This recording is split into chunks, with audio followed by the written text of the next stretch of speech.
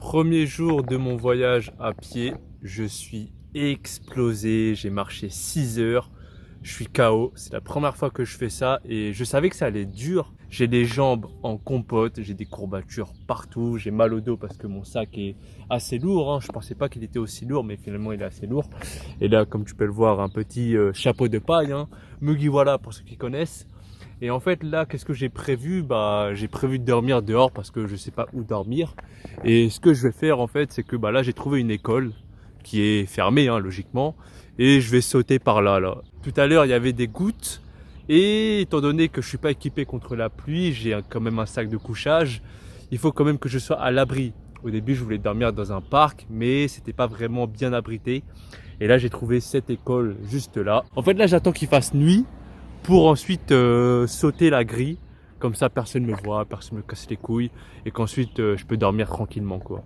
Entre-temps, j'ai rencontré un groupe d'enfants avec qui j'ai joué au foot et ils m'ont déconseillé de dormir dans cette école pour diverses raisons. Donc ils m'ont emmené vers un stade de foot où j'ai passé la nuit et c'est clairement l'une des pires nuits que j'ai passées dans toute ma vie. Il y avait des moustiques, il faisait vraiment chaud. Et étant donné que j'ai dormi dans les tribunes du stade, le banc était vraiment petit. Pour ceux qui connaissent comment c'est, j'ai pas vraiment dormi, j'ai somnolé maximum 1 heure, 2 heures. Le lendemain, j'ai donc décidé de faire du stop parce qu'avec la fatigue accumulée de la veille et le manque de sommeil, je me sentais pas vraiment de marcher. Et c'est à ce moment-là que je me suis dit que j'allais faire du stop pour voir la réaction des gens avec ce fameux virus et ce qu'on allait me prendre. Ouais, abonnez-vous, activez la cloche. C'est le frérot, ouais. mec. Bien vu, bien vu.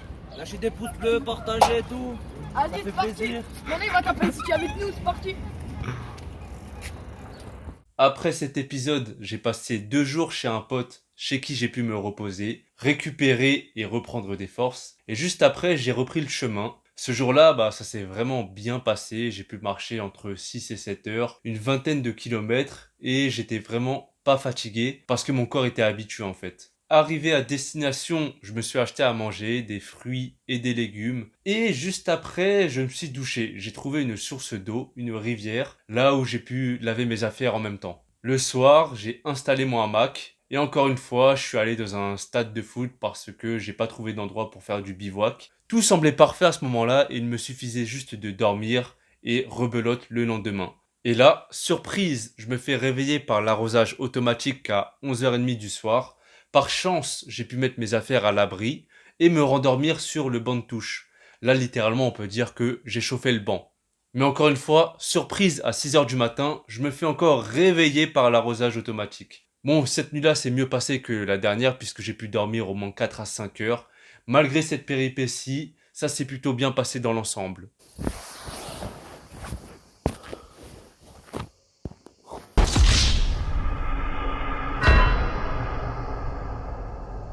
En marchant, je tombe sur un message. Tu me diras ce que t'en penses.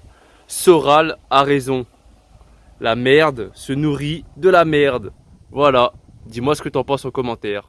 Tu veux que je te montre qu'est-ce que je prends comme petit déjeuner? C'est un régal, c'est un festin. Mais oui, des mûres. Ça, je crois bien que c'est un des meilleurs fruits qui existent. C'est incroyablement bon. Hum, hum. C'était ski, c'était ski. Et là, tu vois, je vais me régaler. Tout ça. Ouh, merci la nature. Oh oui, j'aime ça. 5 minutes later. Hashtag food porn. J'ai la chance, le luxe d'avoir plusieurs collègues dans le sud qui fait que, étant donné que je passe plusieurs jours avec eux, et forcément le temps de voyage à pied se limite. Et là je me fais héberger par un mec que j'ai déjà rencontré l'année dernière. Je te montrerai tout à l'heure qui c'est. Et là comme tu peux le voir, un très très beau paysage. J'ai ça tous les matins pour le moment en me réveillant. Et c'est quand même cool quoi. Bon, je me fais héberger par Cyril, la chaîne terrienne. Salut. Qu'est-ce que tu fais là? J'enlève un peu les gravats là parce qu'on va monter par là. Parce que t'as vu dans le coin on n'a toujours pas mis des boudins, c'est parce qu'on passe par ici là-haut, dans le coin. Et bon il va falloir attaquer un de ces 4 matins, donc là je commence à anticiper. Faire un genre de petit escalier à la va comme je te pousse quoi. Ouais, bon voilà, dans le délire autonomiste, ceux qui sont intéressés, je vais mettre sa chaîne dans la barre d'infos. Toi aussi, je mets ta chaîne en barre d'infos. Merci Tony. C'est quoi ta chaîne? C'est Inception-Gary, G-A-R-Y. Tu parles de quoi? Je parle de mon expérience dans le salariat. Et j'ai des vidéos sur ceux qui ont des objectifs et des rêves. D'où Inception. Inception, c'est pas comme le film ça? Si, c'est ça. Si, c'est tiré du film. Ah, bon bah, sa chaîne la barre d'infos. Comme je suis parti à l'arrache, j'avais même pas de savon pour nettoyer mes vêtements. Et sur internet, j'ai vu que la terre pouvait enlever le gras de la vaisselle. Et moi, je me suis dit que ça pouvait peut-être enlever la transpiration des vêtements. Du coup, c'est ce que j'ai tenté et ça marche plutôt bien pour enlever la transpiration. Je dis pas que ça nettoie parfaitement le vêtement, mais le minimum quoi, pour ne pas puer. L'idéal serait de le faire sur des vêtements de couleur parce que le blanc, c'est pas le top. Personnellement, j'en avais pas et du coup, je me débrouillais comme ça. Et ouais, ça se trouve, il y a des chiens qui ont pissé ici. Mais qu'est-ce que tu veux que je te dise? J'ai pas développé mes skills de bivouaqueur. L'idéal serait de le faire en forêt. Mais bon, on se démerde comme on peut. J'ai encore passé la nuit dans un stade de foot. Mais là, j'ai pu éviter l'arrosage automatique. Heureusement, parce que sinon, ça aurait été la merde. Mais bon, ça m'arrive une seule fois, mais pas deux fois. Faut pas déconner non plus. En fait, pourquoi je me suis retrouvé là? Hier, je voulais rejoindre un canal, mais il avait séché, il n'y avait plus d'eau. Du coup, pour me doucher, j'ai dû venir ici dans un stade de foot et me doucher un petit peu à l'arrache. Bon, moi personnellement, je m'en fous tant que je peux me laver, c'est l'essentiel. Et après m'être douché, je me suis dit bon allez, je vais rester ici et m'installer pour dormir juste là parce que j'avais la flemme de me trouver un endroit dans la forêt. Et il faut se dire que mon niveau en bivouac, c'est 0 pointé. C'est un truc de ouf, comment je suis trop nul. Pour tous ceux qui ont fait du bivouac ou ceux qui en font, je pense que je manque de respect à la discipline parce que je suis trop nul. Mais bon, voilà, j'ai pu m'installer comme ça, j'ai foutu mon hamac. Après, je te dis, franchement, j'ai pas passé une nuit de fou, dans le sens où il y avait quand même des voitures qui passaient. Et t'as vu quand je dors comme ça, parce qu'on peut quand même me voir de l'extérieur, je suis quand même aux aguets. Je peux pas dormir complètement. J'ai l'autre œil un petit peu ouvert, on va dire. Même si là, il est 6h15 du matin, je vais me réveiller, je suis explosé. J'ai dû dormir, 4 ou 5 heures, ce qui n'est pas mal en soi. Donc voilà, je vais faire mes affaires et je vais continuer mon chemin. Bon voilà, mes affaires sont prêtes. Et en fait, il faut savoir que j'ai même pas eu besoin de sauter pour accéder au stade. Parce que vers la maison rouge qui est juste là, c'était ouvert. En plus, faut se dire que il y a l'adjoint du maire de la ville ou l'adjoint de ce stade ou je sais pas qui, un responsable en tout cas, il m'a autorisé à rester ici. Parce qu'en fait, j'étais à cette même place là, en train de faire ma lessive en caleçon parce que voilà, j'étais en train de me préparer à me doucher. Il est venu juste vers là. Et il m'a dit oui monsieur, excusez-moi, qu'est-ce que vous faites ici et tout ça? Et je lui ai dit ouais, en fait, je suis en train de voyager à pied, là je vais partir demain matin et tout ça. Bref, en gros, il m'a autorisé à rester ici. Bon, après, même si j'ai pas sauté pour accéder au stade, je vais forcément sauter par là pour en sortir. Bon, allez, go, Parce que ça, on désinfecte. Oula. Opération. On va lui couper les couilles. Qu'est-ce que tu vas faire là, Freddy? Du coup, on va le castrer. Ouais. Parce qu'il est super agressif.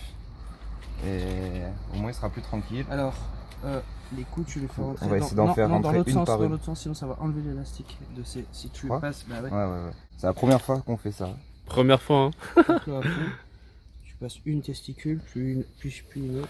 Voilà, là on voit bien là. Mate-moi la taille de ses couilles, sérieux. Non, ça marchera pas là. Oui, j'ai regardé la vidéo, t'inquiète. Allez. Tu donnes à manger, non? Comme dans la vidéo. Tu le sais, non? Ça y est, passer. Ah. Bon, l'opération elle se déroule comme ça va durer trop longtemps sinon. Je vais mettre la chaîne de Freddy de la barre d'infos. La même que Alicia Vivre en Forêt aussi. Puisque c'est le book d'Alicia Vivre en Forêt. Et de Freddy ici présent. Ça dure combien de temps déjà? Au bout d'une semaine, ça tombe. Putain, on le verra pas, du coup, Je voilà. montrerai sur ma vidéo. Voilà ce que ça donne. Je montrerai sur ma chaîne, au moins, les gens ils verront. Voilà, chaîne de Derphy de la barre d'infos. Alors, un petit compte rendu de ce qui s'est passé exactement. En fait, j'avais un plan A de base pour cet été qui n'a pas pu se faire pour diverses raisons. Je vais pas rentrer dans les détails, ça sert à rien. Et mon plan B, du coup, c'était ça, aller dans le sud. Mais mon trip à moi a duré 2 semaines et demie, 3 semaines, quelque chose comme ça. Ça m'a fait beaucoup de bien de partir dans le sud, voir autre chose, faire autre chose, parce que de base, je déprimais depuis plusieurs mois. En fait, depuis mon retour au Costa Rica jusqu'à ce trip dans le sud cet été, j'ai vraiment beaucoup déprimé pour, encore une fois, diverses raisons. Et le truc, c'est que j'avais perdu le goût à tout. Le goût à faire du sport, à peu importe en fait. J'étais vraiment dans mon antre, en train d'être triste, déprimé, à ruminer, à toujours penser à n'importe quoi. Mais j'étais vraiment pas bien. Ce qui fait que j'avais vraiment besoin de partir, changer d'air, voir des gens, faire autre chose que de rester dans mon quotidien. Et donc voilà, ça m'a vraiment fait énormément de bien ces 2 semaines-là. Ça m'a permis de relever la tête et de retrouver le moral. Même si pendant ces 2 semaines, il m'arrivait encore de déprimer. Je sens que je suis dans une phase transitoire de ma vie, que j'ai besoin de changement parce que je me suis mis dans une sorte de confort qui jusqu'à maintenant m'allait bien, mais je ressens le besoin de changer justement. Bien sûr, je ferai des vidéos pour en parler parce que voilà, j'ai beaucoup de choses à dire. Pour en revenir à la marche, ça m'a fait beaucoup de bien de marcher parce que j'avais déjà lu des témoignages qui disaient que la marche, ça avait vraiment une démarche thérapeutique et spirituelle. Et bah, je l'ai testé moi-même, je l'ai expérimenté moi-même. Ça m'a fait du bien. C'est-à-dire que même si j'étais en train de déprimer, le fait de juste marcher sans réfléchir à autre chose, ça me faisait du bien. Je pourrais même pas te dire autre chose que ça me faisait du bien en fait de marcher. Au début, bah, il y a que le premier jour où j'ai vraiment souffert parce que c'était la première fois que je faisais ça. Et après avoir récupéré, les autres jours, ça allait. Je pouvais marcher 6-7 heures tranquille, une vingtaine de kilomètres, et ça allait. Bien sûr, après une bonne nuit de sommeil, après une bonne douche, je récupérais bien. Mais le fait de m'habituer aussi rapidement, je pense que c'est aussi lié au fait que de base, je suis assez sportif. Même si je pense que tout le monde peut le faire, que tu sois sportif ou non. Parce que voilà, de base, quand tu regardes dans l'histoire de l'humanité, chasseur-cueilleur, c'est dans nos gènes de pouvoir faire du sport, de pouvoir marcher autant, de pouvoir être aussi endurant. C'est normal de marcher comme ça.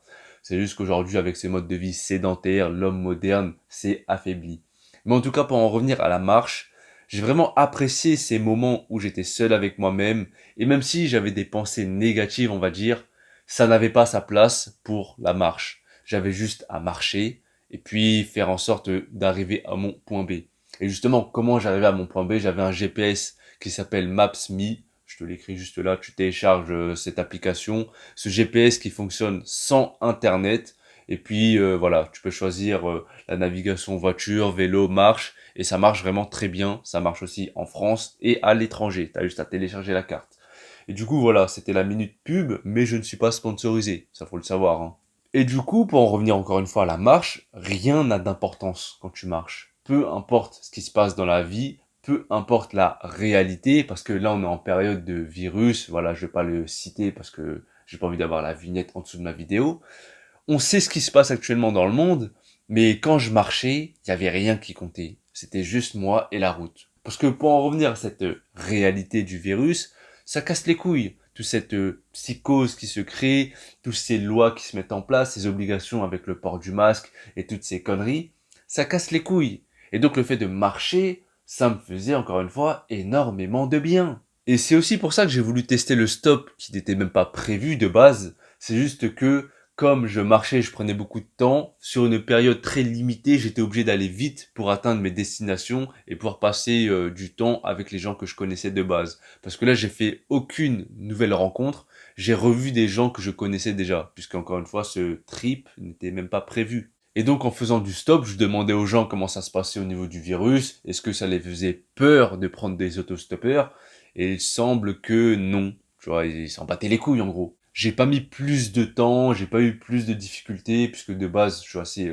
expérimenté pour faire du stop. Là, ça s'est passé comme d'habitude, même si, voilà, maintenant, j'ai moins le kiff de faire du stop, parce que, voilà, c'est une question de confort et tout ça aussi. Enfin bref, bah, il y aura beaucoup de changements à partir de maintenant dans ma vie, et je préviens maintenant, je compte faire un Tipeee. Je donnerai plus de détails en vidéo, mais je l'annonce tout de suite, comme ça les gens sont pas étonnés. Mais en tout cas, bah, merci de m'avoir écouté. Merci à tous ceux qui ont regardé cette vidéo. Merci à toutes les personnes qui m'ont aidé, les personnes que j'ai revues et tout ça. Ça m'a vraiment fait du bien de faire tout ça, de voir autre chose, de faire autre chose. Et puis voilà, bah, à la prochaine. Merci à tous. Paix, rire, amour.